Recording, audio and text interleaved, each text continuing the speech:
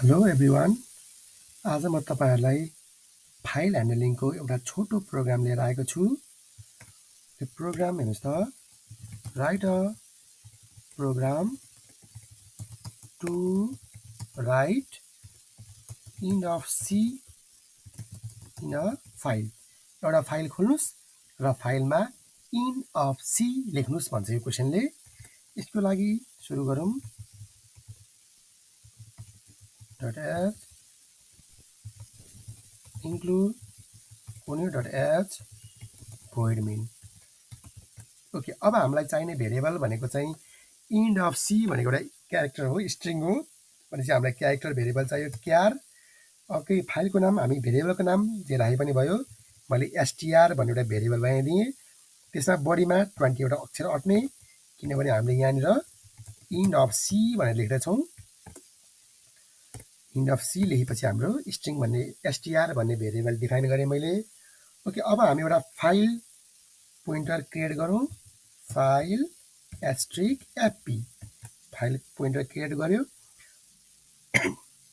Okay, अब हामी फाइललाई ओपन गरौँ।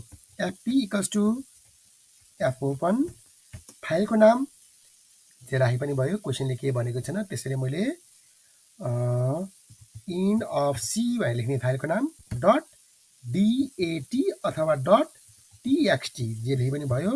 मैले अहिले txt लेख्दिएँ। र अब हामी फाइलमा केही कुरा लेख्दैछौँ भने फाइललाई राइट मोडमा ओपन गर्नु पर्यो। राइट मोडमा ओपन गऱ्यो भने केही लेख्न मिल्छ, र रिड मोडमा ओपन गऱ्यो भने चाहिँ हामीले फाइलमा भएको कुराहरूलाई डिस्प्ले गर्न मिल्छ। ओके, राइट मोडमा मैले ओपन गरेँ। फाइल ओपन गरेपछि अब फाइलमा केही कुरा राइट गर्नको लागि हामीसँग एउटा फङ्सन छ, एफ प्रिन्ट एफ भन्ने फङ्सन छ एउटा। अब एफ प्रिन्ट एफ फङ्सनले के गर्छ, तपाईँको मेमोरीमा भएको कुराहरूलाई फाइलमा लेखिदिन्छ। अब यो क्यार एसटीआर भन्ने कुरा हाम्रो मेमोरीमा स्टोर भएर बसेको भेरिएबल हो। यो कुरालाई हामी फाइलमा लेख्छौँ। त्यसको लागि एफपी कुन फाइलमा लेख्ने त? एफपी भन्ने पोइन्टरले जसलाई पोइन्ट गरेको छ त्यही फाइलमा लेख्ने।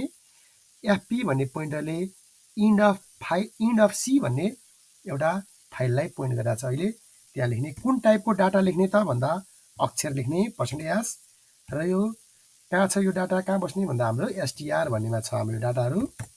इन्ड अफ सी भन्ने डाटा त एसटीआरमा हामीले अलरेडी स्टोर गरेर राखेका छौँ नि त। त्यही भएर एसटीआर भन्ने भेरिएबल अब गएर फाइलमा बस्छ र हामी यसलाई एफ क्लोज एफपी। फाइलमा डाटा राइट भइसक्यो, फाइलमा डाटा बस्यो, हामीले फाइल क्लोज गरिदिउँ र यो प्रोग्राम यहीँनिर गएर सकियो। यो प्रोग्राम यति नै हो। यसलाई एकचोटि सेभ गरौँ, F2। अब के नाम राख्नु भन्दा end of C dot C, किनभने हाम्रो यो सी प्रोग्रामको फर्मेट प्रोग्राम हो। .c हाम्रो यसको एक्सटेन्सन हो। ओके, फाइललाई गरौँ। इन्ड अफ सी भन्ने अलरेडी छ अरे, मैले यसलाई ओभरराइट गरिदिएँ र यो प्रोग्राम यतिमै सकियो। कन्ट्रोल F9 एक्चुअली हेरौँ यसको। ओके, हाम्रो प्रोग्राम फाइलमा लेखिसकेको छ, जस्ट डिस्प्ले नगरेको भएर यहाँनिर हाम्रो आउटपुट नदेखेको हो। र यो प्रोग्राम यहीँ सकियो। यो एकचोटि बोर्ड एक्जाममा सोधेकै क्वेसन हो। यो धेरै वर्ष अगाडि क्लास 12 को बोर्ड एक्जाममा सोधेको छ। र यो प्रोग्रामसँगै अरू अब तपाईँहरूलाई कुन प्रोग्रामको सोलुसन चाहिन्छ कमेन्ट गर्नुहोला। च्यानललाई सब्सक्राइब गर्नुहोला, भिडियोलाई लाइक गरिदिनु होला। Thank you so much.